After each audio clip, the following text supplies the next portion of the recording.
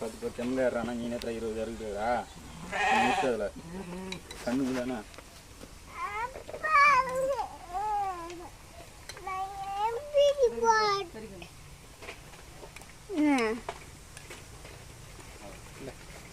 காலு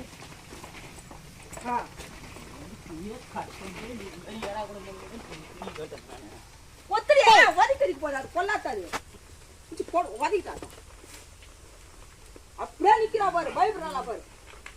அது இருக்கு.